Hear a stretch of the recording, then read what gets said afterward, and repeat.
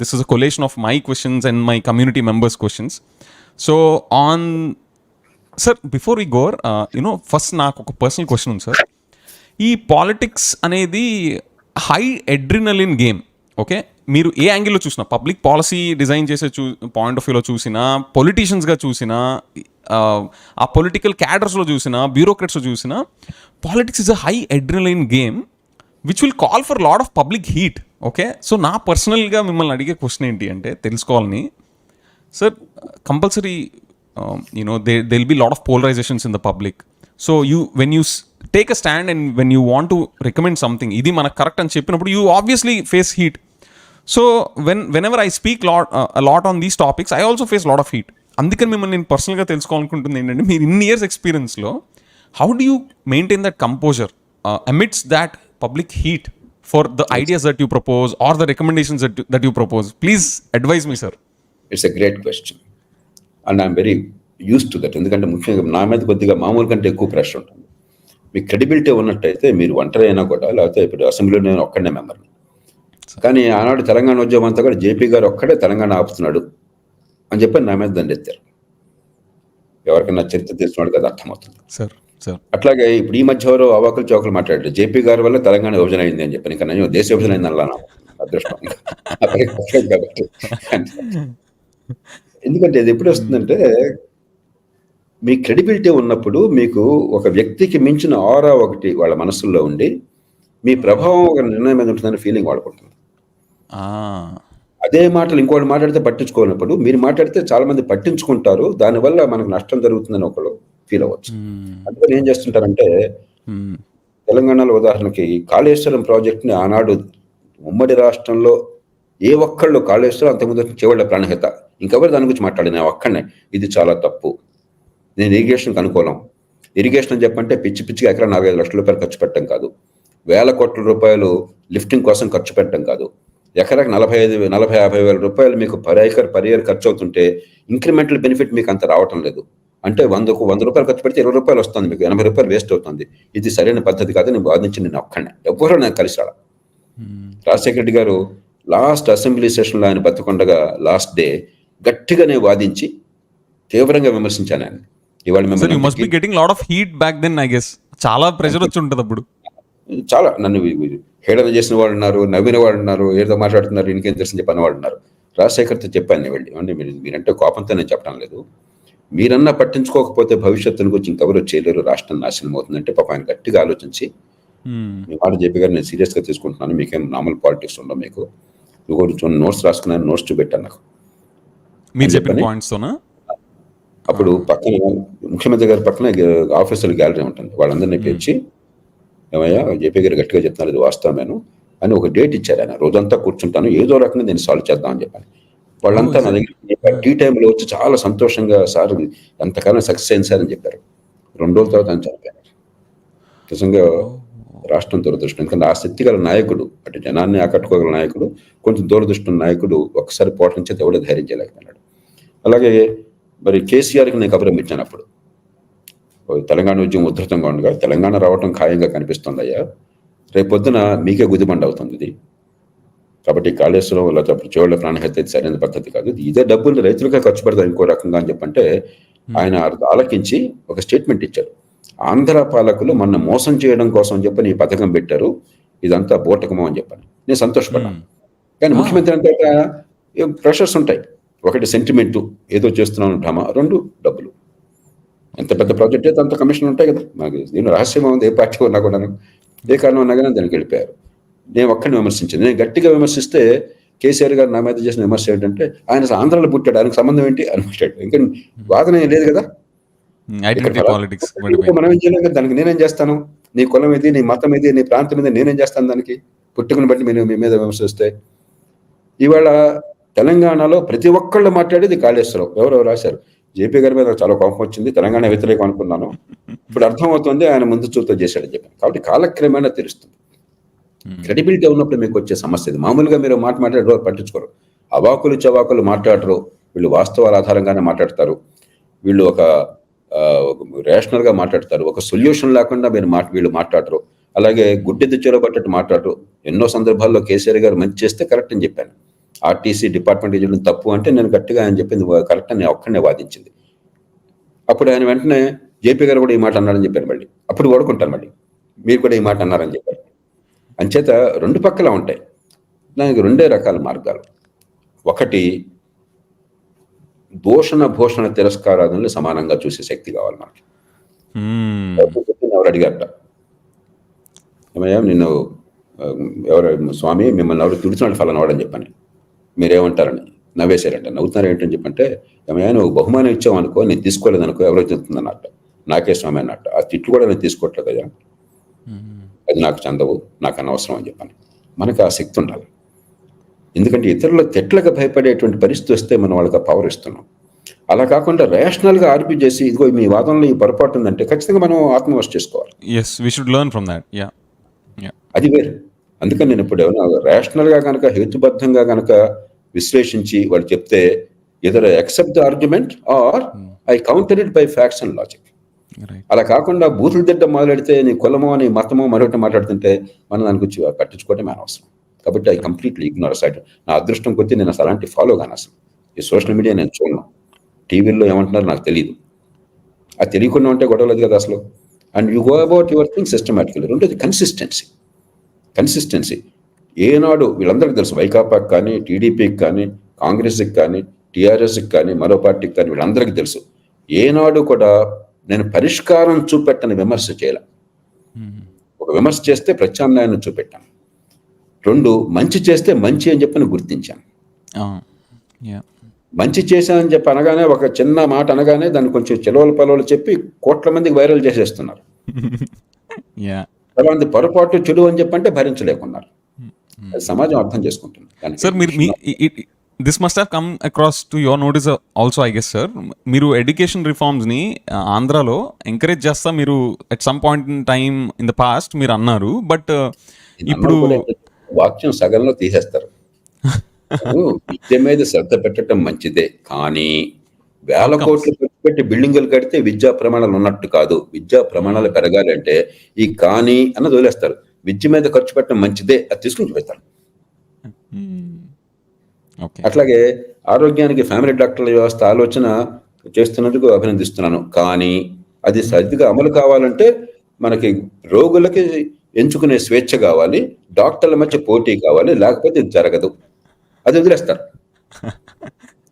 పతాక శిక్షలో పెట్టేస్తారు. ఎందుకంటే ఈ సోషల్ మీడియాలో మనకి నిజాన్ని నిజంగా చెప్పడం అనేటువంటి కల్చర్ పోయేది. వీళ్ళని కాదు, అందరూ సమాజంలో పాక్షిక సత్యాలు, లేకపోతే ఫేక్ న్యూస్, లేకపోతే కంప్లీట్గా డిస్టార్టెడ్ మెసేజెస్ వస్తాయి.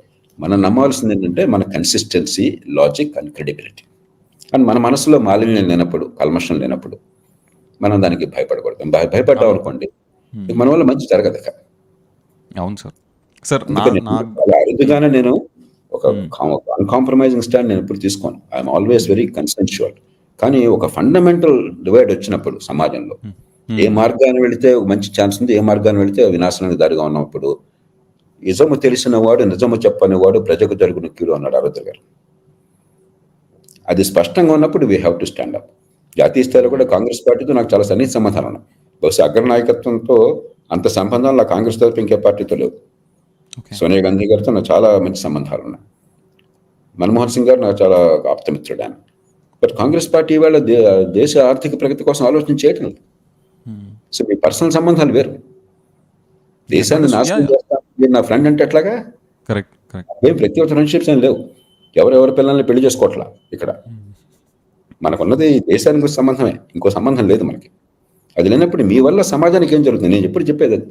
మీ వల్ల సమాజానికి ఏం జరుగుతుంది, ఏం జరగాలి, ఎక్కడ ఛాన్స్ ఉన్నది, అది పట్టించుకోకపోతే దేశం వినాశనమే.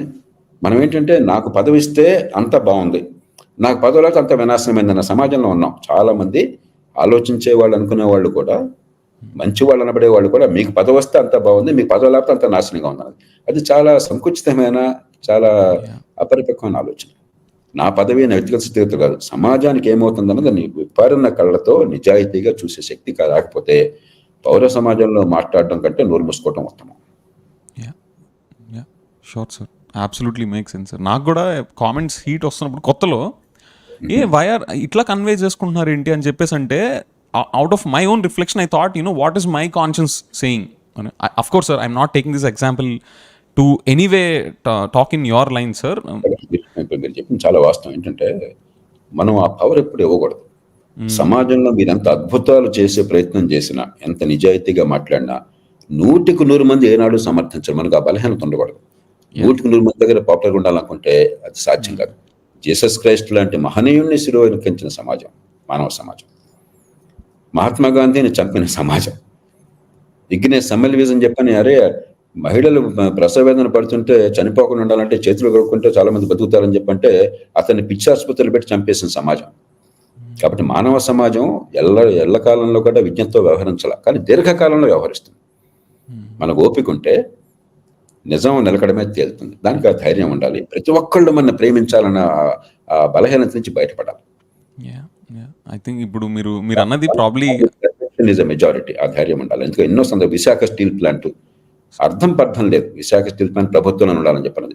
తెలుగునాట ఆ మాట అనేవాళ్ళు అతి కొద్ది మంది. నేను చాలా నిర్మోహమాటంగా మొట్టమొదటి చెప్తున్నాను, ప్రభుత్వం పని ప్రభుత్వం చేయాలి, గుర్రం పని గుర్రం చేయాలి, గాడిద పని గాడిద చేయాలి, స్టీల్ ప్లాంట్ నడపడం ప్రభుత్వానికి ఎందుకు, నువ్వు చేయాల్సిన పనులు చేయని చెప్పాను.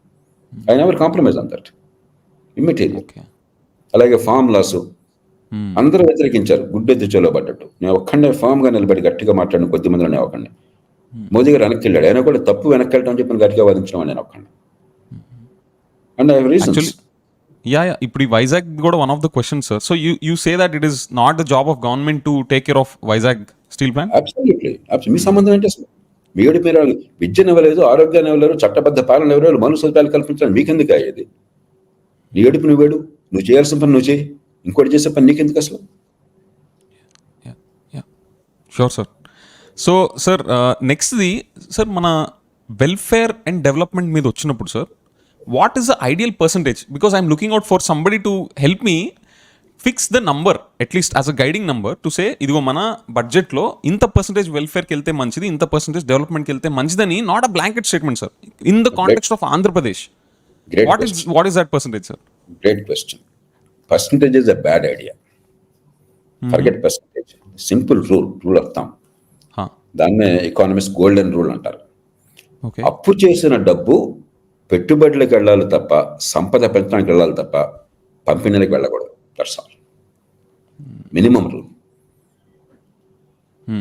మీకున్నటువంటి పరిమితం, మీకున్న వనరులు, యాన్యువల్గా రెవెన్యూస్ వస్తాయి కదా, ఢిల్లీ నుంచి బదిలీలు వస్తాయి కదా, దాన్ని మీరు ఎట్లయినా ఖర్చు పెట్టండి. జీతపత్యాలు ఎట్లాగో ఖర్చు పెట్టాలా, వడ్డీలు ఎట్లాగో చెల్లించాలా, ఆ పైన సంక్షేమం అంతా చెల్లించుకోండి. కానీ అప్పు చేసిన డబ్బుతో మీరు సంక్షేమం అన్నట్టయితే భారం వెనక పడుతుంది, మన పిల్లల మీద పడుతుంది. ఆస్తులు ఎవరికి వస్తున్నాయి, కన్సంప్షన్ ఎవరు చేస్తున్నారు, ఇప్పుడు మనం చేస్తున్నాం. ఇవాళ నేను కన్స్యూమ్ చేసి పిల్లల మీద భారం పెడితే న్యాయం? అది వచ్చే తరానికి అన్యాయం చేస్తున్నా, న్యాయం చేస్తున్నానా? ఆ రూల్ ఒకటి ఫాలో అయితే మీ ఇష్టం. మీకున్న డబ్బు లోపల మీరు ఎంతైనా చేసుకోండి. దానిలో కూడా ఇందాక మనం అనుకున్నట్టుగా ఉత్తరప్రదేశ్ కానీ లేకపోతే ఒరిస్సా కానీ దానిలో కూడా పొదుపు చేసి మిగులు సాధిస్తున్నారు. అది చేస్తే ఇంకా మంచిది, అది చేయకపోయినా మీ ఇష్టం. కనీసం అప్పు చేసిన డబ్బు సంక్షేమానికి వెళ్ళకూడదు, అభివృద్ధికి వెళ్ళాలి పొదుపరితనంతో. That is the basic rule. I think this simplified lot of things sir. మనకు వచ్చే రెగ్యులర్ ఇన్కమ్లో నుంచి, గవర్నమెంట్ సంపాదించే ఇన్కమ్ నుంచి మనం సంక్షేమము, మన శాలరీస్, మన అప్పులు, ఇంట్రెస్ట్ అన్నీ కట్టుకుంటా తీసుకునే డెట్స్ మాత్రం అసెట్ క్రియేషన్లోకి వెళ్తే that is a healthy state. Perfect. ఫ్యూచర్ని కాపాడిన వాళ్ళతో పిల్లల బతుకులు నాశనం చేయకుండా ఉంటాం. Thank you sir. This simplified this conundrum for me. Sir, Amaravati విషయానికి వస్తే sir, 3 capitals, you are very clear on Amaravati development, green city, green field capital city ఒకటి ఉండాలి అని చెప్పేసి. సార్, ఈ 3 క్యాపిటల్ కాన్సెప్ట్స్ మీరు ఎట్లా చూస్తారు? In the name of decentralize development, ఈ 3 క్యాపిటల్స్ అనేది how do you assess that, sir? ఇది గిమ్మిక్ అంతే. దీన్ని డీసెంట్రలైజేషన్ మాట్లాడడానికి వాడడం అనేది గిమ్మిక్ తప్ప ఇంకోట్లేదు. So the focus will be on Vizag completely. లాగా వాళ్ళు చేశారు కాబట్టి తీసి పారేద్దాం తప్ప దీనిలో ఆలోచన అనేది పడలేదు. మొట్టమొదట ఇలాంటి నిర్ణయాలు ప్రతి గవర్నమెంట్ మారుస్తూ ఉంటే తుగ్లక్ ప్రభుత్వం అవుతుంది. రేపొద్దున ఇంకోటి వచ్చి మళ్ళీ ఇంకోటి అన్నాడు, 30 క్యాపిటల్స్ అన్నాడు, లేకపోతే ఇంకోటి అన్నాడు, ఆ తర్వాత ఇంకోటి ఇంత తమాషా ఏదన్నా. You cannot revisit these decisions every day. They are wrong fundamentally. రెండోది, executive, legislature, judiciary, they must all work in coordination. మీకు కొన్ని రాష్ట్రాల్లో ఏంటంటే అక్కడ స్థానిక పరిస్థితుల వల్ల లేకపోతే వెదర్ వల్ల సమ్మర్లో క్యాపిటల్గా ఓటు పెడతారు, అంటే రిజిస్ట్రేషన్ అక్కడ మీట్ అవుతుంది. But otherwise capital is only one. మహారాష్ట్రకి నాగ్పూర్లో వింటర్ సెషన్స్ జరుగుతాయి. బట్ క్యాపిటల్ ఒక్కటే ముంబై. అట్లాగే సిమ్లాలో మీకు సమ్మర్ క్యాపిటల్ ఉండేది వైస్రాయ్ ఉన్నప్పుడు, బ్రిటిష్ ఉన్నప్పుడు. బట్ క్యాపిటల్ ఢిల్లీయే. ఆ టైంలో వాతావరణ పరిస్థితులు అక్కడ మూవ్ అయ్యేవాడు. కోఆర్డినేషన్ కావాలి. మూడోది అసలు అమరావతి క్యాపిటల్ గురించి కాదు, it's about green field city. నిజంగా డీసెంట్రలైజేషన్ కావాలంటే 30 year ఆఫ్ గవర్నమెంట్, జిల్లా ప్రభుత్వం, నేను ఎప్పుడు జిల్లా పరిషత్ని కూడా అన్నాను, జిల్లా ప్రభుత్వం దాన్ని ఒక 30 year గుర్తించి ఫుల్ ఎంపవర్మెంట్ చేసేయండి. ప్రజలకు కావాల్సిన రోజువారీ విషయాలను అక్కడ తప్ప ఇంకోటి అవసరం లేకుండా చేయండి. అది ట్రూ డీసెంట్రలైజేషన్ ఆఫ్ పవర్. అంతే తప్ప ఇవన్నీ గిమ్మిక్లు ఊరికే ఏదో మనం చేసేటువంటి తుగ్లక్ పనులకి క్రెడిబిలిటీ ఇవ్వడం కోసం ఈ మాటలు మాట్లాడుతున్నాం అంతే. ఓకే సార్, నా స్పెసిఫిక్ ఇంట్రెస్ట్ ఏంటి అంటే బిజినెస్ క్లైమేట్ దెబ్బతింటదని. బికాజ్ వీళ్ళందరూ అరే పొలిటికలీ సెన్సిటివ్ ఎన్విరాన్మెంట్ రా, ఇక్కడికి వెళ్తే కాసేపు అక్కడ ఇక్కడ అంటారని చెప్పేసి వచ్చే investments, because business companies will look for stable political climate to run their operations. ఇలాగా టు అండ్ ఫ్రో ఇట్లా అవుతూ ఉంటే ఆ బిజినెస్ ఎన్విరాన్మెంట్ అండ్ డెవలప్మెంట్కి దెబ్బతింటది అనేది నా point of view also sir. అందుకనే వర్స్ట్ గవర్నమెంట్స్ కూడా ఇష్టం వచ్చినట్టుగా రోజు తిరగతోడకూడదు ప్రతి నిర్ణయాన్ని. It's a bad idea. But the same time జరిగిపోయింది, వీ మస్ట్ మూవ్ ఆన్. అంత దాని చేత ఇర్రివర్సిబుల్ డ్యామేజ్ అనుకోకూడదు. మస్ట్ నో మూవ్ ఆన్ అంటే బ్రింగ్ సమ్ స్టెబిలిటీ బ్యాక్ అంతే. Got it sir. కొంచెం నాకు coming from subject matter expert like you, I think it will add more validity. Sir, Amaravati పేరు మీద ఏమైనా స్కామ్ జరిగిందని అని చాలా స్పెక్యులేషన్స్ ఉన్నాయి. Okay, so how do you look at it sir? Of course నా పాయింట్ ఏంటంటే as asking you from a learning perspective, scam జరిగితే ఏం చేయాలి? దాన్ని ఇన్వెస్టిగేషన్ ప్రోబ్ చేసి ఎవరైతే దానికి రీజన్ రెస్పాన్సిబుల్ అవుతారో వాళ్ళని పీనలైజ్ చేయాలి. And you will have to course correct that and continue the development, right? అలా అని చెప్పేసి అమరావతి స్కామ్ చేశారు, సో ఇది పడేసి మనం అక్కడికి వెళ్ళిపోదాం అనేది it's somewhere not fitting the logic sir. What's your take on that sir? ముందు అసలు తుగ్లక్ ఆలోచనతో గతంలో ఇప్పుడు పంచాయతీల్లో పూర్వకాలం నుంచి ఉండేది. కొన్ని పంచాయతీల్లో మీరు సర్పంచ్గా ఉన్నంతకాలం ఏం జరగడానికి లేదు, నేను ఆపేస్తాను. నేను సర్పంచ్గా ఉన్నంతకాలం మీరు ఆపేస్తారు జరగకుండా. ఇది రాజకీయంగా పరిణమించింది. ఇప్పుడు రాష్ట్ర స్థాయికి అలాంటిది తీసుకొచ్చారు. అందుకోసం ఇవన్నీ రకరకాల వంకలు తప్ప భూమి పూల్ చేశారు. ప్రభుత్వం ఒక క్యాపిటల్ సిటీ లేకపోతే ఒక గ్రీన్ ఫీల్డ్ సిటీ నిర్మాణం చేయాలని చెప్పినప్పుడు జనం అంతా వచ్చి పూల్ చేశారు. దానిలో ఏ రకమైన తప్పు ఉన్నది? ఇక్కడ ఇన్వెస్ట్మెంట్ వచ్చే అవకాశం చెప్పని కొంతమంది ముందు చూపు ఉన్న వాళ్ళు రిస్క్ తీసుకుని క్యాపిటల్ పెట్టుకుని ఉండొచ్చు. ఆ క్యాపిటల్ ఎప్రిషియేట్ అవ్వచ్చు. సరే, మీకు క్యాపిటల్ ఎప్రిషియేట్ అయ్యి నాకు కాలేదనుకోని నాకు కొంచెం మనసులో కొద్దిగా అసూయ నాకు ఉండొచ్చు. అరే నేను పెట్టలేదని బాధ ఉండొచ్చు. ఇవన్నీ నార్మల్, మన అందరి జీవితాల్లో అనుకుంటారు. అక్కడ ఆరాధన పెడితే బాగుండేదండి, నేను పెట్టలేదండి, ఇంకోటి చేశారని ఇది అనుకుంటున్నామా? దీనికి విధానాలతో పెడితే ఎట్లాగా? స్పెక్యులేషన్, రేపు పొద్దున్న ప్రాపర్టీ వాల్యూ పెరుగుతుంటే అక్కడ ఇన్వెస్ట్ చేయటము, కొంతమంది ఇంకో రకమైన నిర్ణయం తీసుకోవటం, మరొక కాదనుకోవటము, it's normal part of human nature. Investment cycle ఎప్పుడు అట్లానే ఉంటుంది. దాన్ని పట్టుకుని ఒక పెద్ద స్కామ్ అంటే ఇది చాలా మూర్ఖమైన ఆలోచనలు. స్పెసిఫిక్గా ఏమన్నా ఖజానా ఖాళీ అయినట్టయితే, ప్రజలకు అన్యాయం జరిగినట్టయితే, ఎక్కడన్నా ద్రోహం చేసినట్టయితే, దొంగిలించినట్టయితే ఖచ్చితంగా చర్య తీసుకోవచ్చు. ఇవన్నీ అంటే జనరల్గా ఒక మాట అనేస్తే అయిపోతుంది చెప్పినంత. Okay sir, next on education sir, though you have spoken a lot on that in our episode. ఇక్కడ ఇంకొంచెం ఫర్దర్ పాయింట్ సార్, ఐబీ కరికులంని గవర్నమెంట్ ఇంట్రడ్యూస్ చేసింది. అఫ్ కోర్స్ ఇది నెక్స్ట్ ఇయర్ నుంచే ట్రెమెండస్ రిజల్ట్స్ వస్తాయని కాదు, వాళ్ళకు 5 to 10 year ప్లాన్ లేఅవుట్ చేసుకొని వెళ్ళారు. ఐబీ కరికులం ఇంట్రడ్యూస్ చేయాలి అదంతా అని. Sir, I come from school of thought that మనం ఎన్ని లక్షల కోట్లు ఖర్చు పెట్టామో కాదు, అవుట్కమ్స్ మీద ఎంత ట్రాన్స్లేట్ అవ్వాలని చెప్పేసి మీరు ఏదైతే ప్రిన్సిపల్ అయ్యారో I stick to that fundamentally. ఇదనే కాదు, ఎడ్యుకేషన్ అనే కాదు, ఎక్కడైనా సరే మనం ఎన్ని గంటలు కష్టపడ్డాం అనేది మ్యాటర్ అవ్వకూడదు, ఎంత అవుట్కమ్ జనరేట్ చేసాం అనేది మ్యాటర్ అవ్వాలి. సో ఈ ఐబీ కరికులం ఇవంతా కూడా from your lens sir, do you see మనకున్న ఎడ్యుకేషన్ సిస్టంలో teachers the way they operate, వాళ్ళ యాబ్సెన్స్ ఎంత స్ట్రాంగ్, వాళ్ళ యాబ్సెంటిజం ఎంత స్ట్రాంగ్గా ఉంది, ఇలాంటి డేటా పట్టుకొని చూస్తే ఇలాంటి ఐబీ కరికులంని ఇంపార్ట్ చేయగలిగే సిస్టమ్ ఆంధ్రాలో ఉందా? With the way in the last 3 to 5 years the government has been doing. మీ ఫ్యూచర్ అవుట్లుక్ ఏంటి సార్? ఈ ఐబీ కరికులం లాంటి గ్రౌండ్ బ్రేకింగ్ థింగ్స్ అనేవి ఎగ్జిక్యూట్ చేయడం ఇజ్ ఇట్ ప్రాక్టికల్? మంచి ఉద్దేశంతో ఒకటి ఇవన్నీ ఏంటంటే విజయ్, ఒక డ్రామాటిక్ ప్రొనౌన్స్మెంట్స్ విదౌట్ ఎనీ అండర్స్టాండింగ్. ఫ్రాంక్గా చెప్తున్నాను. సెంట్రల్ ఇష్యూ ఏంటంటే డబ్బు ఖర్చు పెడుతున్నా, టీచర్లు మంచి క్వాలిఫైడ్ టీచర్స్ని కాంపిటేటివ్గా రిక్రూట్ చేసినా టీచర్ స్టూడెంట్ రేషియో 16 మంది పిల్లలకు ఒక టీచర్ ఉన్నా, 1000 కోట్లు బిల్డింగ్లు కడుతున్నా పిల్లల విద్యా ప్రమాణాలు పరమనాశిగా ఉన్నాయి. This is the fact. దాన్ని మార్చాలని చెప్పంటే ఒకరోజేమో ఇంగ్లీష్ మీడియం పెడితే బాగుపడుతుంది. ఇంగ్లీష్ తెలియని పిల్లలకి, ఇంగ్లీష్ తెలియని పంతులు ఇంగ్లీష్లో పాఠాలు చెప్తే విద్య ఎట్లా వస్తుంది? ప్రజలకు అర్థం కాదు కాబట్టి, ఇంగ్లీష్ అంటే మోజు ఉంది కాబట్టి, ఇంగ్లీష్ మీడియం పెడితే మా పిల్లలు బాగుపడతారన్న భ్రమ ఉంది కాబట్టి మనం ప్రజల్ని మోసం చేయొచ్చు. నాకు ఇంగ్లీష్ ఇష్టం, నేను ఇంగ్లీష్లోనే ఆలోచిస్తాను, ఇంగ్లీష్లోనే చదువుతాను, మీతో మాట్లాడే ప్రతి పదం కూడా ఇంగ్లీష్ నుంచి తెలుగులో ట్రాన్స్లేట్ చేసుకుంటున్నాను. ఇంగ్లీష్ వ్యతిరేకం కాదు నేను. కానీ మన ఇద్దరం ఇక్కడ చర్చ పెట్టుకున్నప్పుడు కనీసం ప్రజలకు అర్థమైన భాష మాట్లాడుతున్నాం. ఒక చైనీస్ వాడు వచ్చి ఇక్కడ బ్రహ్మాండంగా మీతో మాట్లాడాడు, అద్భుతంగా మాట్లాడాడు, మీకు ఒక ముఖ అర్థం కాలేదు, శ్రోతలకి ప్రేక్షకులకు ఒక ముఖ అర్థం కాలేదు, ఏం ఉపయోగం అది? పిల్లలకి ఇంగ్లీష్ తెలియకపోతే ఇంగ్లీష్లో పాఠాలు చెప్పే అర్థం ఉందా? ఆయన ఇంగ్లీష్ మీడియము అదొక అట్టహాసం.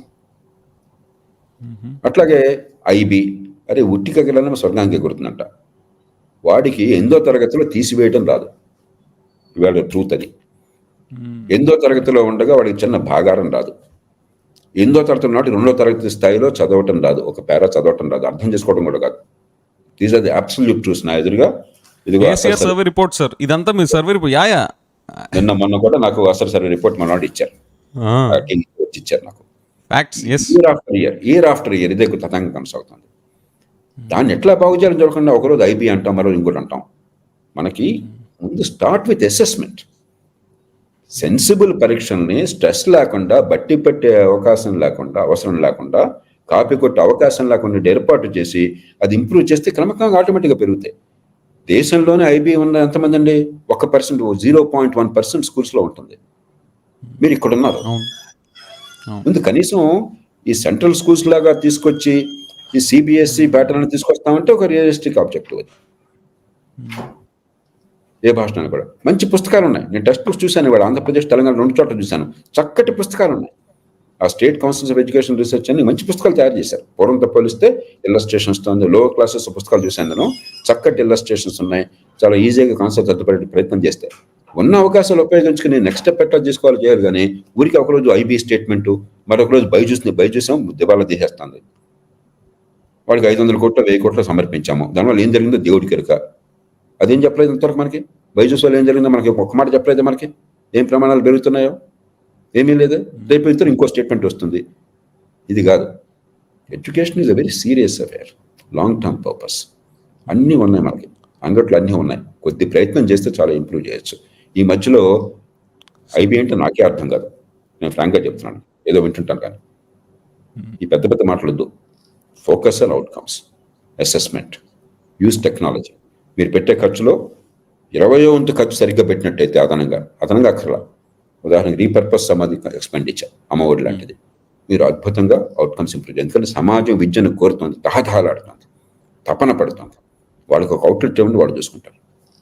వచ్చే గవర్నమెంట్ ఆ పని చేయాలి. అంతేగాని మళ్ళీ డ్రామాలు ఆడి పెద్ద పెద్ద స్టేట్మెంట్ ఇవ్వడంగా చేయాల్సింది. Outcomes, outcomes, outcomes. సార్, ఈ స్పెషల్ స్టేటస్ ఇష్యూ అయిపోయిందంటారా? లేకపోతే బికాస్ కాన్స్టిట్యూషన్ శాంక్టిటీ తీశారు, సో ఇంకా స్పెషల్ స్టేటస్ మనకు వస్తుంది అన్న హోప్ ఎవరైనా ఉంచుకుంటే అదే. ఇప్పుడు మనకేంటంటే ఆంధ్రులు చాలా ఆరంభసూరులు, ఆవేశపరులు. ఫ్రాంక్ తెలుగు వాడు కాబట్టి మాట్లాడుతుంది, ఇంకోటి మాట్లాడితే మనకు అవమానంగా అనిపించవచ్చు. మనము deconstruct meaning of that. Special స్టేటస్లో 3-4 ఉన్నాయి. ఒకటి, రెవెన్యూ డెఫిసిట్ మాకు మీరు భర్తీ చేస్తారు, చేశారు. 22,000 కోట్లు వాళ్ళు ప్రతిపాదించారు. 14-15లో నేను చేసిన ప్రయత్నం వల్లే 10,461 కోట్ల రూపాయలు మొన్న వచ్చింది అదనంగా, అంతకుముందు వాళ్ళు ఇచ్చింది కాకుండా. 2, వెనుకబడ్డ ప్రాంతాలకి నిధులు ఇంకా ఎక్కువ కావాలని నేను కోరుతున్నాను, కానీ ఏదో కొంత సమకూర్చే ఏర్పాటు జరిగింది. 3, ఇన్ఫ్రాస్ట్రక్చర్కి, మిగతా వాటికి ప్రత్యేక సాయం. 4, సెంట్రల్లీ స్పాన్సర్డ్ స్కీమ్స్ అని ఉంటాయి. దానిలో ఏంటంటే మామూలు రాష్ట్రాలకేమో ఒక రేషియో ఉంటుంది, స్పెషల్ కేటగిరీ స్టేటస్ ఉన్న రాష్ట్రాలకి ఈ సెంట్రల్ షేర్ ఎక్కువ ఉంటుంది. అది మనకి ఇచ్చారు. ఒక్కటే మనకు రాంది పన్ను రాయితీలు పెట్టుబడుల మీద. నేను ఆనాడే చెప్పాను, ఇంత పెద్ద రాష్ట్రాన్ని మీరు తీసుకొస్తే 11 రాష్ట్రాలు స్పెషల్ స్టేటస్ ఉంటే ఆ మొత్తం జనాభా 11 రాష్ట్రాలు కలిపి 8 కోట్ల జనాభా ఉంది. ఈశాన్య భారతంలో 7 రాష్ట్రాలు, తర్వాత సిక్కిం, ఉత్తరాఖండ్, హిమాచల్ ప్రదేశ్, తర్వాత జమ్మూ అండ్ కాశ్మీర్ 11 రాష్ట్రాలు. ఒక ఆంధ్రప్రదేశ్ 5.5 కోట్లు ఉంది. ఒకసారి బరువు పెరిగిపోతుంది. 8 కోట్ల మందికి 140 కోట్ల జనాభాలో మనం ఏదో 30% వాళ్ళ అదనంగా ఇచ్చేస్తున్నాం మనం. ఈ ఇది కూడా ఇచ్చేసాం, మనం పన్ను రైతులు కూడా ఇచ్చేసాం. మళ్ళీ ఒక పెద్ద రాష్ట్రానికి ఇచ్చేస్తే మిగతా రాష్ట్రాలు బీహార్ నా శాంతి ఏంటంటుంది. కాబట్టి నేనేం ప్రతిపాదించానంటే 7 జిల్లాలు, ఆనాడు 7 జిల్లాలు, 7 జిల్లాలు కాదు, రాయలసీమ 4 జిల్లాలు, ఉత్తరాంధ్ర 3 జిల్లాలు, ఈ వెనకబడ్డ ప్రాంతాలు సమానంగా ఉన్నాయి. మనకే కాకుండా అలాంటి 100 జిల్లాలు గుర్తించి ఆ 100 జిల్లాల్లో చేయమనండి. ఒక ప్రాతిపదిక ఉండేది. మనం కూర్చుని మాకు మాత్రం అప్పుడు ఏంటంటే, ఇప్పుడు మీరు ఏం చేసినా కూడా కాంపిటేటివ్ ఫెడరలిజంలో ఉన్నాం. పరిస్థితి మారింది, దాన్ని అర్థం చేసుకుని చేయాలి, ఉన్నది ఉపయోగించుకోవాలి. ఇప్పటికే జాతీయ స్థాయి నుంచి చాలా సహాయం వచ్చింది, మరికొంత సాయం కోరదాం. మనకు హక్కు ఉన్నది, అవసరం కూడా ఉన్నది. కానీ there is a way of doing it. ఈ 10,440 కోట్లు ఎందుకు వచ్చింది, ఎట్లా వచ్చింది? నేను చాలా ఫెయిర్గా తయారు చేశాను. ఉదాహరణకి చంద్రబాబు నాయుడు గారు ఆనాడు రుణమాఫీ పథకాన్ని ప్రకటించారు 2014లో. దాని భారాన్ని మీరు జాతీయ స్థాయి ప్రభుత్వం ఎందుకు వేస్తారు? మీరు కావాలని, మీ రాష్ట్ర విభజన తర్వాత మీరు కావాలని కోరి తెచ్చుకున్నారు. ఆ భారాన్ని జాతీయ స్థాయి మోయేదని నేను గట్టిగా చెప్పాను. చాలా మంది అధికారులు నాతో పోట్లాడారు. మన రాష్ట్రానికి డబ్బు వచ్చే అవకాశం ఎందుకు ఆపుతుంది? నేను ఆపటం కాదయ్యా, మన పరువు పోతుంది, మన మాటకు విలువ ఉండదు. మీరు కావాలని అదనపు ఖర్చు పెట్టుకుంటే వాడెందుకు ఇస్తాడు? ఈ దేశం మంది కాదా? ఇంకో రాష్ట్రం కూడా కోరుతున్నారు, అదట్లా సాధ్యమవుతుందని. అదే సమయంలో ఒడుపుగా మనకు రావడం కోసం చెప్పని పే రివిజన్ కమిషన్లో మనం ఇచ్చిన కమిట్మెంట్స్ అన్ని కూడా తెలంగాణ, ఆంధ్ర వేరుగా ఉండడం సాధ్యం కాదు, ఉమ్మడి రాష్ట్రంలో పే రివిజన్ ఏర్పాటు చేశారు కాబట్టి ఆ భారం అంతా మీరు మోయాలని చెప్పన్నాను. దాన్ని ఒప్పుకున్నారు. అట్లాగే పెండింగ్ బిల్స్ ఉన్నాయి, అన్పెయిడ్, బడ్జెట్ లో కనిపించదు డెఫిసిట్ కింద. అన్పెయిడ్ బిల్స్ అన్నప్పుడు భారమే కదా, అది కూడా మీరు అది రెవెన్యూ డిఫిసిట్ కింద భావించాలని చెప్పండి, అది ఒప్పుకున్నారు. కాబట్టి మనం పొందేది కూడా మనలో లౌక్యం ఉండాలి, తెలివితేటలు ఉండాలి, ధర్మం ఉండాలి. ఇతర రాష్ట్రాలు కూడా వీరు చెప్పేది కరెక్ట్ అనుకోవాలి. అంతేగాని అన్ని వదిలేసి నాకేమని చెప్పి మనం వాదన చేస్తే రాజకీయం కోసం వినాదాలు అవుతాయి, కానీ అది అసాధ్యం. మీరు ప్రధానమంత్రి అయితే మీరు చేయలేరు, చేయకూడదు. సార్ చాలా బాగుంది సార్ మీరు చెప్పింది. మనకేనే కాదు, అండ్ బ్యాక్వర్డ్ స్టేట్స్ డిస్ట్రిక్ట్స్ని తీసుకొని కంట్రీలో ఉన్న అదర్ వాటితో కూడా కలుపుకుంటే అప్పుడు ఈ కాంపీటింగ్ ఇంట్రెస్ట్లు కూడా చాలా హ్యాపీ ఫీల్ అవుతాయి. In fact they will come together to push our initiative. చాలా బాగుంది సార్. యా సార్, నెక్స్ట్ది సార్, ఇండస్ట్రీస్ పాయింట్ ఆఫ్ వ్యూలో what are the key, okay let me break it down in two questions sir. ఇండస్ట్రీస్లో మీరు port based economy అని do you subscribe to that thought when it comes to Andhra Pradesh, or IT side కానీ technology side కానీ services బేస్డ్గా మనం వెళ్ళాలి అనే ఎకానమీని మీరు ఎన్విసాజ్ చేస్తున్నారా ఆంధ్ర ఇండస్ట్రీస్ పాయింట్ ఆఫ్ వ్యూలో? నేను I disagree with people who believe in a single sector. We're very large complex country with a very diverse economy. ఉదాహరణకి రఘురామ్ రాజన్ మ్యానుఫ్యాక్చరింగ్ ఎందుకు మీకు అనవసరంగాను సర్వీస్ అంటారు. I disagree. సర్వీసెస్ కావాలి, మ్యానుఫ్యాక్చరింగ్ కావాలి. వేరెవర్ చేసిన ఆపర్చునిటీ. మనకి ఉదాహరణకి మీరు అనకాపల్లి తీసుకోండి, అచ్యుతాపురంలో బ్రాండిక్స్ గవర్నమెంట్ ఇండస్ట్రీలో ఒక ఫ్యాక్టరీలో 22,000 మంది అక్కడ ఎంప్లాయ్మెంట్ ఉంది. లో లెవెల్ ఆఫ్ ఎంప్లాయ్మెంట్. అది 20,000 రూపాయల జీతం లోపల 15,000 రూపాయల జీతం. అది అవసరం. Large number of unskilled or semi skilled పీపుల్కి ఈ లో వేజ్ జాబ్స్ అయినా కూడా 13,000-14,000 రూపాయలు అయినా కూడా ఎష్యూర్డ్ జాబ్స్ విత్ డిగ్నిటీ మనకు అవసరం. అలాగే ఐటీ ఇంత మనకి హ్యూమన్ క్యాపిటల్ ఉన్నప్పుడు డెఫినెట్గా ఐటీని ఇగ్నోర్ చేస్తే మూర్ఖులం అవుతాం. దాన్ని ప్రమోట్ చేయాలి. అలాగే manufacturing where are feasible, where solar power, energy sector, or electric vehicles, or automobiles, or other manufacturing sector, డెఫినెట్గా దానిలోకి వెళ్ళాలి. కాబట్టి ఇదే కావాలి, అదొద్దు. అలాగే మనకి 1000 కిలోమీటర్ల తీర ప్రాంతం ఉన్నది. Wherever you go in the world, ఎక్కడ కోస్ట్ ఉంటే అక్కడ ఎకనామిక్ గ్రోత్కి ఆపర్చునిటీస్ ఉన్నాయి. పర్టికులర్లీ ఈస్ట్ కోస్ట్లో. మీ డిజర్ట్స్ ఎక్కడున్నా వెస్ట్ కోస్ట్లో ఉంటాయి ప్రపంచం అంతా కూడా. ఎందుకంటే భూమి నార్త్ పైన ఎలా తిరుగుతుంది కాబట్టి ఏమంటారు దాన్ని, సైకిల్గా రొటేషన్ సార్, భూమి రొటేషన్ క్లాక్ వైజ్ తిరుగుతుంది కాబట్టి ఎప్పుడు కూడా వెస్ట్ కోస్ట్ ఎప్పుడు డెజర్ట్లు ఉంటాయి, ఈస్ట్ కోస్ట్ ఎప్పుడు కూడా మీకు మంచి రెయిన్ఫాల్ ఉన్న ఆపర్చునిటీస్ ఉంటాయి. So all over the world మీకు coast is the heart of development. America తీసుకోండి, all big cities, all the development అక్కడ ఉంటుంది. కాబట్టి కోస్టల్ ఆపర్చునిటీ వదులుకోవటం అనేది చాలా మూర్ఖత్వం అవుతుంది. ఇప్పుడు ఫిషరీస్ ఉంది. Why is Andhra Pradesh the biggest fisheries producer in India? మన ఎక్స్పోర్ట్ అంతా India is the biggest export అంటే రీసెంట్లీ ఈ సంవత్సరం లాస్ట్ ఇయర్ ఈక్వెడార్ ఏదో వచ్చినట్టుంది. ఈక్వెడార్ పేరు ఏదో కంట్రీ వచ్చినట్టుంది. Otherwise we're the biggest exporters. అది వదిలేసుకుంటా ఉంటే అట్లాగా you cannot ignore natural advantages. అలాగే ట్రమెండస్ లీజర్ ఇండస్ట్రీ సాధ్యం. మీరు ఒకసారి సూర్యలంకకి వెళ్ళండి, హైదరాబాద్ నుంచి మొత్తం అసలు అక్కడ గవర్నమెంట్ రన్ చేస్తున్న ఫెసిలిటీని పెద్ద బ్రహ్మాండంగా లేకపోయినా టూరిజం కార్పొరేషన్ ఉంది, అంత ఫుల్గా నడుస్తుంది. ఎందుకని ఎకానమీ పెరుగుతున్న కొద్దిగా both globally and Indian there is a tremendous demand for leisure industries. Coast ఎక్కడంటే లీజర్ ఇండస్ట్రీ బ్రహ్మాండంగా చేయొచ్చు మనం ఇన్నోవేటివ్ పాలసీస్ పెట్టుకుని చేసినట్టయితే. అట్లా హెల్త్ కేర్ ఉన్నది, హెల్త్ కేర్ మన హ్యూమన్ రిసోర్స్ ఫంటాస్టిక్గా ఉన్నది. ప్రపంచం అంతటికి హెల్త్ కేర్ హబ్ కావచ్చు ఇండియా. ఆల్రెడీ $14 billion మనం ఫారిన్ ఎక్స్చేంజ్ ఎర్న్ చేస్తున్నాం హెల్త్ కేర్ సర్వీసెస్లో. ఇన్ ద నెక్స్ట్ 10 years నా దృష్టిలో $100 billion ఛాన్స్ ఉంది. దానిలో ఏపీ ఒక $5-6 billion మీరు పొందండి. సో మీరు you have to diversify wherever all these are areas with opportunity. మనకు ఆపర్చునిటీ లేనిది బ్లైండ్గా చేయబోకండి. ఉన్న చోట హిల్ స్టేషన్ పెట్టండి, కానీ చదునుగా ఉన్న భూమి మీద హిల్ స్టేషన్ అనబోకండి. సముద్రం ఉన్న చోట వాటర్ స్పోర్ట్స్ పెట్టండి, కానీ కొండలో పెట్టబోకండి. So you take advantage of nature and your human resources and be innovative. Got it sir. ఈ మీరు ప్రపోజ్ చేస్తున్న holistic growth of all the sectors and keep it diversified అన్న దానికి కాంట్రేరియన్ పర్స్పెక్టివ్ ఒకసారి I want present it to you sir. మనకున్న budgets in terms of infrastructure development కానీ ఇవంతా కూడా limited. Okay, these are not infinite resources. So in that case మీరు అన్నదానికి అంటే ₹100 ఉన్న 20 లెట్స్ సే ఎగ్జాంపుల్ హైపోథెటికల్గా 20 ఇండస్ట్రీస్కి పంచడమా, లేదా we will go full throttle on let's say 3 or 5 sectors అని చెప్పేసి let them become cash cows and then we will feed into the other industries, అలాంటి అప్రోచ్ తీసుకునే దానికి పట్ల మీరు ఏమంటారు sir? Do you think that is not possible? అంటే government is the only engine for economic growth అని కాదు. Government drives it.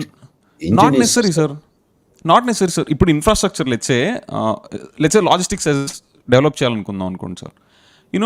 Government ఎలాగైతే కొంచెం బేసిక్ సపోర్ట్ ఇస్తుందో అలాంటి సపోర్ట్ లాజిస్టిక్స్లో ఇవ్వచ్చు, మ్యానుఫ్యాక్చరింగ్ సెక్టర్లో ఇవ్వచ్చు, ఐటీకి ఇవ్వచ్చు అని అనుకుందాం. అలా కాకుండా ఇఫ్ ఐ లెట్స్ పాలసీ మేకర్స్గా if they decide will go full throttle into logistics SEZs అన్నారనుకోండి, అండ్ అది వరల్డ్ ఎక్కడా లేనంత కాంపిటేటివ్గా మనం దాన్ని డెవలప్ చేస్తే మనం will become an magnet to attract the logistic based industries.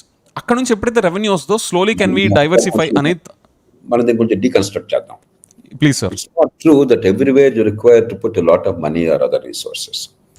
Take small manufacturing like Brandix లాంటిది అనుకోండి, వచ్చేటప్పుడు మీరేం చేయక్కర్లేదు. All you require is basic industrial infrastructure. A investment కావాలన్నా కూడా మీకు ల్యాండ్, వాటర్, ఎలక్ట్రిసిటీ కావాలి కదా. But make labour laws less restrictive. State has the power. Right. ఎప్పుడైతే లేబర్ లాస్, ఎందుకని ఇండియాలో గార్మెంట్ సెక్టర్ రాలేదు?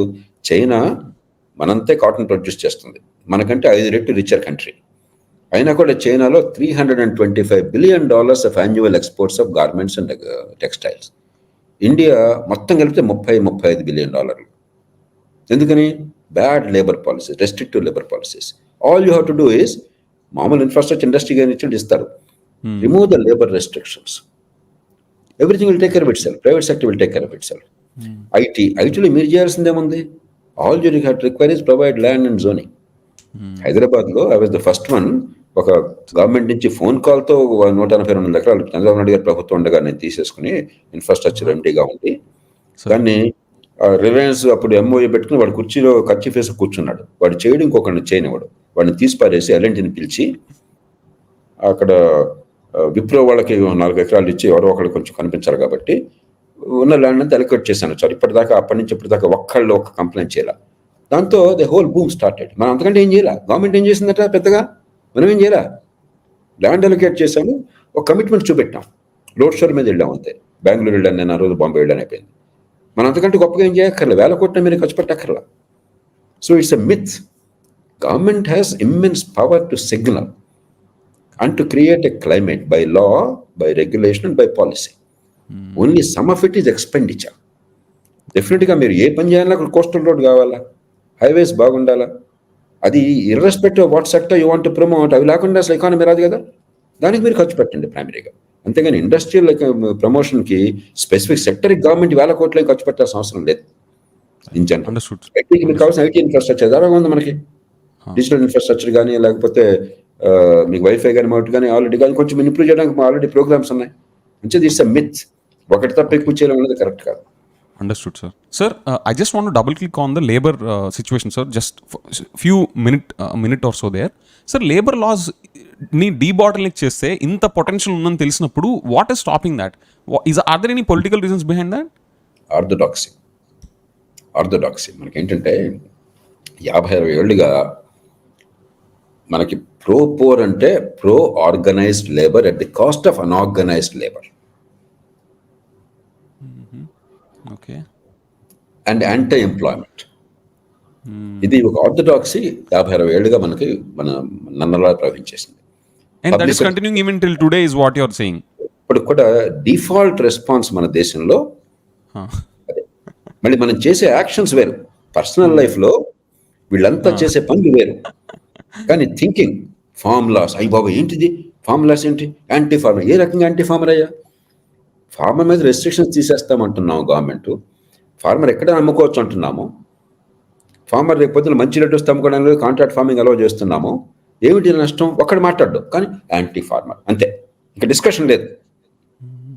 అట్లా పబ్లిక్ సెక్టర్, ప్రైవేట్ సెక్టర్. ఎందుకే? ప్రజల డబ్బు బ్యాంకులకు ఉదాహరణకి గత 5-6-7 ఏళ్లుగా 5 లక్షల కోట్ల రూపాయల పైచులకు మన ఖజానా నుంచి వెళ్ళింది. ఎందుకు వెళ్ళింది? తగలట్టను. అందుకు ఆ పనులు కట్టిన జనం మీరంతా ఇష్టం వచ్చినట్టు లోన్లు ఇచ్చుకున్నాడు, ఎగ్గొట్టేసి అది కాయలో పడితే మనం డబ్బులు ఇవ్వడం కోసం కానీ పనులు కట్టేది. మా పనులేం కాకుండా ఎవరు ఈ ప్రశ్న అడగట్లా. వద్దు బ్యాంకులు ప్రైవేటైజ్ చేయని చెప్పండి, అయ్యో ప్రైవేటైజ్ చేస్తారు బ్యాంకుల్ని, కొంప మునిగిపోతుంది. ప్రపంచంలో అన్ని చోట్ల ప్రైవేటైజ్ చేశారు, ఒక పవిత్ర భారతదేశంలో తప్ప. ఏం కొంప మునిగింది? ఓకే, ఉన్మాదం అంతే. ఒక ఆర్థడాక్సీ, అన్థింకింగ్. అలాగే రేపర్ పాలసీస్, అట్లాగే ల్యాండ్ ఎక్విజిషన్. నేను ఎంతో కాలం జీవితంతో పోరాడాను రైతులకు న్యాయం జరగాలని. వైజాగ్ స్టీల్ ప్లాంట్ ఎక్విజిషన్ చేసిన వాడిని నేను. ఆనాడు వైజాగ్ స్టీల్ ప్లాంట్లో నేను చాలా కష్టపడి ప్రపోజల్ తయారు చేసి ఒక 50 కోట్లు అదనంగా ఇప్పించాను. ఆ రోజుల్లో 50 కోట్లు అదనంగా ఇప్పించడం చాలా గొప్ప విషయం, చాలా సంతోషపడ్డాను నేను. కాబట్టి రైతులకు న్యాయం జరగాలి. కానీ ఇప్పుడు రైతుల న్యాయం పేరుతో ఏం చేసాము? పరిశ్రమలకు భూమిని సేకరించడం అసాధ్యం చేసి పారేశాం. చాలా ఫూలిష్ ల్యాండ్ ఎక్విజిషన్ పాలసీస్ పెట్టాం. దాన్ని తీసే ప్రయత్నం చేస్తే సూట్ బూట్ సర్కార్ అన్నాం మనం. కాబట్టి ఇవన్నీ ఏంటంటే ఒక నీజక్ రియాక్షన్ మన దేశంలో. దానికి నాయకత్వం వివరించి చెప్పగలగాలి. మోదీ గారు ప్రతి విషయం వివరించి విడమర్చే ప్రయత్నం చేస్తున్నాడు. విడమర్చి చెప్పాలి, మీకు క్రెడిబిలిటీ ఉండాలి. విడమర్చి చెప్పాలి. There is no other solution. ఎందుకంటే ఇప్పుడు రష్యా 100 ఏళ్ళుగా నాశనం చేశాం కాబట్టి అసలు బుర్రలు ఖరాబ్ అయిపోయాయి. అందుకని చైనాలో ఆ నాశనం 40 ఏళ్ల కంటే ఎక్కువ జరగల. 49లో వచ్చారు, 75లో 25 years లోపల వాళ్ళు 30 ఏళ్ళ పందా మార్చుకున్నారు. కాబట్టి కొంచెం తేలిగ్గా మార్చుకున్నారు. రష్యాలో ఏమైంది? 1917లో వచ్చారు, 1991 కల్లా రష్యా ముక్కలు అయిపోయినా కూడా 74 ఏళ్ళు 3 తరాలు అయిపోయినాయి. మార్చడం చాలా కష్టంగా ఉంది. ఇప్పటికి కూడా మనం ఒక మైండ్ సెట్ని పూర్తిగా 2-3 తరాల పాటు నాశనం చేసిన తర్వాత చాలా కష్టం. మన అదృష్టం ఏంటంటే ఇవాళ టెక్నాలజీ తెలిసిన వాళ్ళు, ప్రపంచానికి ఎక్స్పోజ్ అయిన మీలాంటి వాళ్ళు యువతరంలో చాలా మంది ఉన్నారు. దానికి కష్టం ఆపలేకపోతున్నాం. కాబట్టి ఇటు పక్కన చాలా బ్యాక్వర్డ్ లుకింగ్ ఐడియాస్ ఉన్నా కూడా ప్రోగ్రెసివ్ ఐడియాస్ ఉన్న వాళ్ళు కూడా తగినంత సంఖ్యలో ఉన్నారు, పెరుగుతున్నారు. Sir on that same point అలా పెరుగుతున్నారు కాబట్టి ఇలాంటి ప్రోగ్రెసివ్ థాట్స్ ఉండేవాళ్ళు, డెవలప్మెంట్ మీద ఇలాగ జనరేషన్స్ పాటు అలాంటి ఫోకస్ మీద ఉండేవాళ్ళు పెరుగుతున్నారు కాబట్టి sir when are you coming back into politics? నేను ఇప్పుడు now I'm past the age when I should actively be involved in electoral politics. Sir come on, Modi garu age ఏంటి? ఆయన చెప్తాను అంటే ఒక బలమైన పార్టీ ఉన్నది, ఒక 70 ఏళ్ళు 80 ఏళ్ళు 100 ఏళ్ళు సాక్రిఫైస్ ఉన్నది ఒక సంస్థ కానీ పార్టీ కానీ. మోదీ గారు చెప్పినట్టుగా ఆ రోజుల్లో అన్ని సీట్లు ఓడిపోతే వాళ్ళు స్వీట్లు పంచుకునేవాళ్ళ. ఏమిటని చెప్పంటే డిపాజిట్ వచ్చింది, లేకపోతే 1% ఓటు పెరిగింది అని చెప్పండి. అంత సాక్రిఫైస్లు కొన్ని లక్షల మంది వివిధమైన కారణాల వల్ల చేశారు కాబట్టి వాళ్ళు ఒక స్థాయికి వచ్చారు. నేను పార్టీ పెట్టినప్పుడు నేనే కదా పార్టీ పెట్టింది. మొట్టమొదటిసారిగా మధ్యతరగతిని యువతలు తీసుకొచ్చే ప్రయత్నం చేసింది. ఎలా పార్టీ అంటే పనులు చెప్పింది. 10% ఓట్లు వస్తుందని చెప్పని నేను నమ్మకంతో పెట్టాం. 10% మనకు ప్రస్తుతం లేవు. ఖచ్చితంగా నేను ప్రిన్సిపల్స్ కట్టుబడి ఉంటే ఓట్లు కొనను, అబద్ధాలు చెప్పను, కాగితాల మీద దృష్టి పెట్టను, కులం మొత్తం విభజన చేయను. దీనిలో నేను రాజీ పడను. కనీసం కొంతమంది నిలబడకపోయినట్టయితే, ఒకరోజు జరగకపోయినా రేపు పొద్దున ఒక మార్గాన్ని చూపెట్టకపోతే your part of the problem. ఇవాళ ఉన్న పరిస్థితుల్లో 10% ఓట్లు లేవు. దానికి లేవా సార్? ఈవెన్ ఇలాంటి జనరేషన్ ఉన్నా కూడా లేవు. ఎందుకంటే ఓటు మీకు అభిమానం, గౌరవం, నమ్మకం వేరు, ఓటు వేరు. ఇంకో రోజు డిస్కస్ చేద్దాం. ఆ పాలిటిక్స్ ఇస్ వెరీ కాంప్లికేటెడ్. మనకు చాలా లోతు తెలియాలి. సామాన్య ప్రజలు ఎవరో ఒకళ్ళు అండలేకపోతే బతకలేని పరిస్థితికి వచ్చారు గ్రామాల్లో, పట్టణాల్లో పేదలు. కాబట్టి ఇది కేవలం డబ్బులు, కరప్షనే కాదు. పొలిటికల్ యంత్రాంగం 24 hours 365 days మిమ్మల్ని కాపాడేందుకు ఉండాలి అక్కడ. దాన్ని కాపాడేట్టు ఉండాలంటే it's very massive, costly and corrupt system. వాళ్ళందరినీ పోషించాలంటే మనం గడ్డి తినాలి. అందుకని దాన్ని స్లోగా సిస్టమిక్గా బ్రేక్ చేయకుండా లెజిటిమేట్ పాలిటిక్స్ని బియాండ్ ద పాయింట్ పెంచలేదు. అందుకని ఉన్న పార్టీస్తో రిఫార్మ్స్ సాధ్యమైతే చేయాలంతే. Sir last 2 questions sir. You know sir, మీరు గవర్నమెంట్ జాబ్స్ పట్ల మనకి యూత్లో చాలా ఇప్పుడు తరతరాలుగా అండ్ ఇప్పుడు కూడా ఈ ఏజ్లో కూడా ప్రైవేట్ సెక్టర్ కానీ ఇంత డెవలప్ అవుతున్నా, గ్లోబల్గా ఇన్ని ఆపర్చునిటీస్ వస్తున్నా, దాని మీద అంత క్రేజ్ ఉంటుంది. At the same time I also account for the fact that అందరూ ప్రైవేట్ సెక్టర్ జాబ్స్ని వాటితో కంపీట్ చేసిన సోషో ఎకనామిక్ బ్యాక్గ్రౌండ్ నుంచి కూడా రాలేరు. I understand that. But what do you think should change in for somebody who's watching this video? ఈ government sector jobs మీద ఉన్న క్రేజ్ పోయి ప్రైవేట్ సెక్టర్ కూడా ఇక్కడ ఒక ఆపర్చునిటీస్ ఉన్నాయి అని చెప్పి థింక్ చేసే నెసెసిటీ పట్ల మీ పాయింట్ ఏంటి సార్?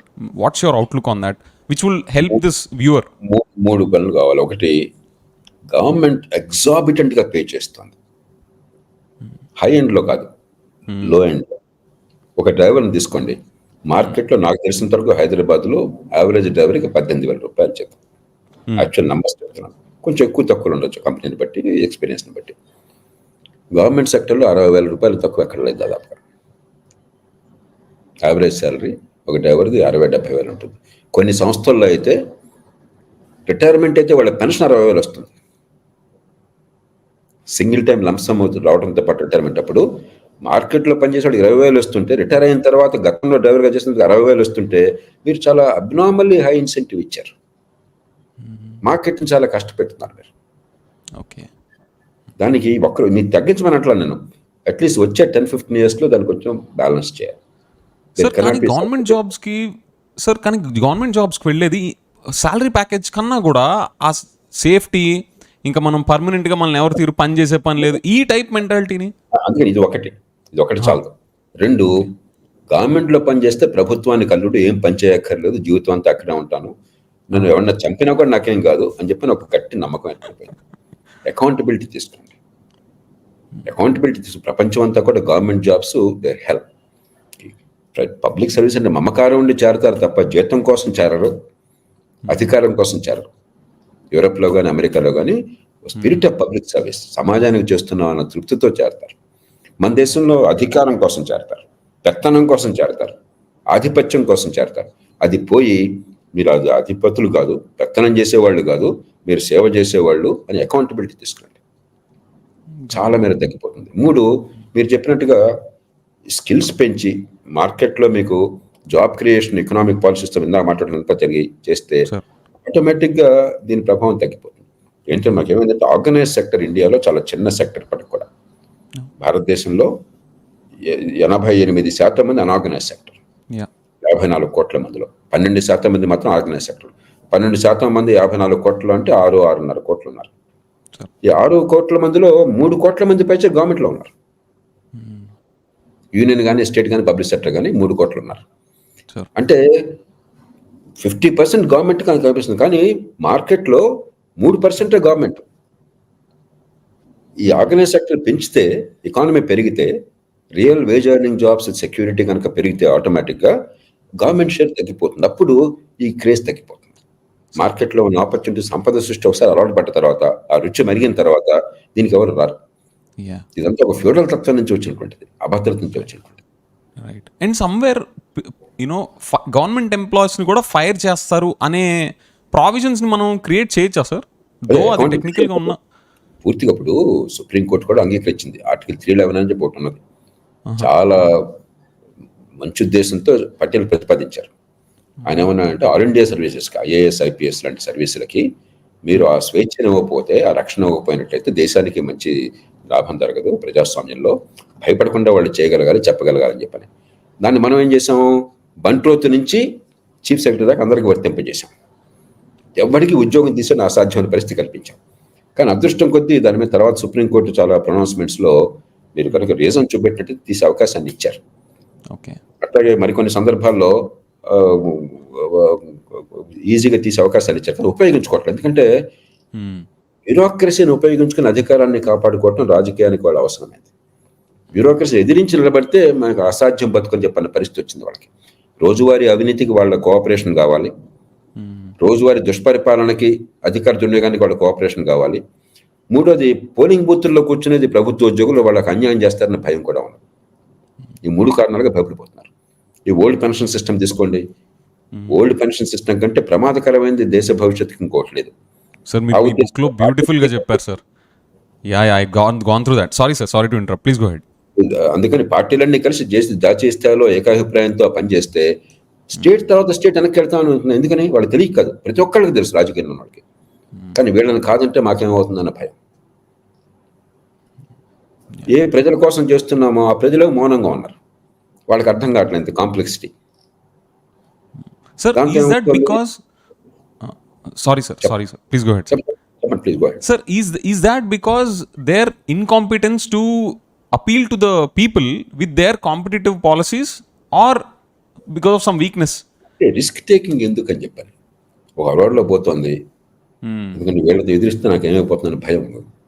రిస్క్ టేకింగ్ ఎందుకు అని చెప్పాను. ఆ రిస్క్ తీసుకునే ధైర్యం లేక అందరూ దాన్ని పోయే ప్రయత్నం చేస్తున్నారు. ఎందుకనే రాజనీతిజ్ఞులు మొత్తం చాలా కాలం నుంచి చెప్పారు, రిఫార్మ్ అనేది చాలా కష్టం పొలిటికల్గా. ఎందుకంటే రిఫార్మ్ని సమర్థించే వాళ్ళు అసంఖ్యాకంగా ఉన్న బలహీనమైన మద్దతు ఉంటుంది. విషయం పెద్ద తెలియదు, ఏదో మంచి చేస్తున్నట్టున్నాడు అనుకుంటారు అంతే. వ్యతిరేకించేవాడికి వాడికి నష్టం ఏంటో తెలుసు, వాడి వ్యక్తిగతంగా నష్టపోతున్నాడు అన్న ఫీలింగ్ వాడికి ఉంది. ఎందుకంటే వాడికి అన్యాయంగా లాభం చేకూరుతుంది ఇప్పటిదాకా. కాబట్టి వాడు ప్రాణవడ్డీ పోరాడతాడు.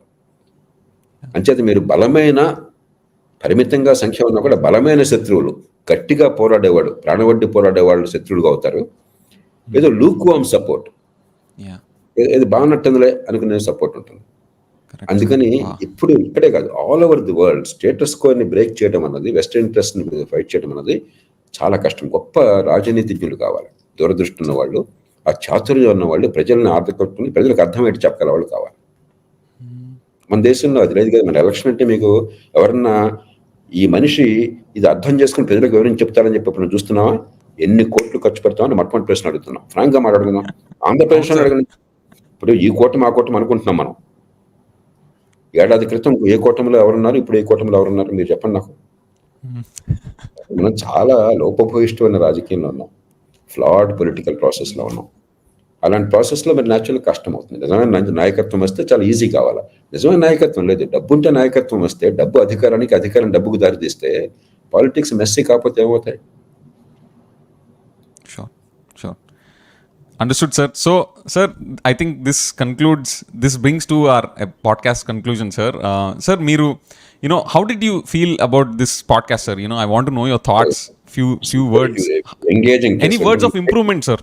You made me think. మామూలుగా ఏంటంటే చాలా స్టాండర్డ్ క్వశ్చన్లు వస్తాయి, మరి సమాధానాలు కూడా నేను ఎప్పుడు ప్రతిసారి కూడా ఫ్రెష్గా ఎప్పుడు క్వశ్చన్ ముందు అడగను ఎవరిని కూడా. ఎవరిని ఇస్తామన్నా నాకు వద్దని చెప్తాను, కొంచెం స్పాంటనిటీ కావాలని. ఎంత స్పాంటనిటీ ఉన్నా కూడా ఒకే ప్రశ్నలు రిపీట్ అవుతున్నప్పుడు క్వశ్చన్లు సమాధానాలు వేరే ఉండవు కదా. కానీ you made me think on my feet, which is not very easy, which is very uncommon. I must really compliment you for that. రెండోది మనం ఏంటంటే, there are no easy yes or no answers. You understand that. మన viewers కూడా అర్థం కావాలి. Life is very complex. అందులో governance is even more complex than ordinary life. ఎందుకంటే it's about collective interest, long term versus short term, individual versus the collective, limited resources with unlimited wants. కాబట్టి చాలా deep thinking లేకపోయినట్టయితే చిట్కాలు ఏం లేవు. మీరు ఆ effort పెట్టారు. కాబట్టి మై హోప్ ఈజ్ ఈ ఒక్క ఇంటర్వ్యూనే కాదు, ఈ పబ్లిక్ డిస్కోర్స్లో మనం ఏదో ఈ పోలరైజింగ్ కాకుండా, ఈ కులము, ఆ వర్గము, వాడి భక్తులు, వీడి భక్తులు కాకుండా, మనం ఆబ్జెక్టివ్గా మనం హీరోలుగా, మన జీవితంలో మనం హీరోలు. Our life is about our selfs, not about somebody else.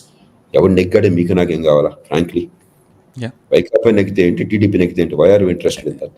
Exactly sir. మనకు స్టేట్ డెవలప్మెంట్ కావాలి, దట్స్ ఇట్. మనకు ఎవరో ఇంట్రెస్ట్ ఇన్ అవుట్కమ్స్. ఎవడు వచ్చినా కూడా అక్కడ దానివల్ల పర్యవసానం ఏమవుతుంది అది మర్చిపోయినాం. 2020 క్రితం మర్చేసాం. మీరేం చేస్తున్నారంటే నిజంగా చాలా కష్టం. నిజంగా ఇలాంటి పాడ్కాస్ట్లు ఎంతమంది చూస్తారో నాకు తెలియదు. ఇవాళ వాతావరణంలో it's a challenge, but it's a wonderful effort. It needs to be made and let's continue that. Only thing is వాళ్ళకి అర్థం కావడం కోసం, కొంచెం కాన్సెప్ట్స్ నుంచి క్లారిటీ రావడం కోసం, maybe I don't know how we all should put our heads together. Easy data ఎవరైనా చూపెట్టగలను, ఎవిడెన్స్. అది sir you know what sir, please hold on to that thought. You know what, నేను మీ రోజు ప్రెజెంటేషన్కి మనకి డేటా పాయింట్స్ అవసరమైతే అవుతాయి ఏమోనని చెప్పేసి you know what I prepared my self with, నా అదర్ పాడ్కాస్ట్ ఎపిసోడ్స్లో రిఫర్ చేసిన డేటా పాయింట్స్ మనకేమైనా యూజ్ అవుతాయని చెప్పేసి మీ బుక్లోంచి ప్రిజర్వింగ్ గ్రోత్ మొమెంటంలోంచి తీసుకున్న డేటా పాయింట్స్ కానీ ఇవన్నీ I kept it you know on the stand by కాంటెక్చువల్గా మనం తీద్దామని చెప్పేసి. Sir if you like this ఫ్యూచర్లో కూడా టాపిక్ బేస్డ్గా I will come with my homework sir. And you know మీ ఇన్సైట్స్ కూడా మీరు షేర్ చేస్తా ఇలా డేటా మీద మనం బౌన్స్ చేయగలిగితే I think that will be super exciting sir. ఎందుకంటే కాన్సెప్ట్స్ చాలా మందికి అర్థం కావు. కొన్ని సందర్భాల్లో డేటాను సరిగ్గా ప్రజెంట్ చేస్తే, అందులో ఈ మధ్య కాలంలో చాలా హై క్వాలిటీ స్కిల్స్ వచ్చినాయి. డేటా అనాలిసిస్, డేటా ప్రజెంటేషన్ అది కనుక చేయగలిగితే then probably more people pay attention. అల్టిమేట్గా మనకు అర్థం కావాలి. ఎడ్యుకేషన్ చాలా కొలాప్స్ అయిన దేశంలో మనం ఆలోచన పెంచే ప్రయత్నం చేస్తున్నాం. It's a very tough task, but it's necessary task. And I congratulate you for that and all the viewers. And I'm an great optimist. మనకి ఎంత పరిస్థితులు దారుణంగా ఉన్నాయనుకున్నా కూడా never say die. It's never over. As long as we have breath, as long as technology keeps on improving, as long as you have aspirations to build a better life, it's never a lost cause. Sir, sure sir. With that note, sir, ఫ్యూచర్లో మీతో ఇంకా ఇలాంటి data based ప్రెజెంటేషన్స్తో కూడా కలిపి అందరికీ ఫ్యాక్చువల్గా అర్థమయ్యేలాగా ఇలాంటి episodes ఇంకా నేను I will come up with those topics sir. I deeply appreciate and very grateful for your time, and I'm really inspired, sir, with this conversation. Thank you, sir. Looking forward for our next podcast, sir. Tappakunda. Thank you, sir. Thank you so much.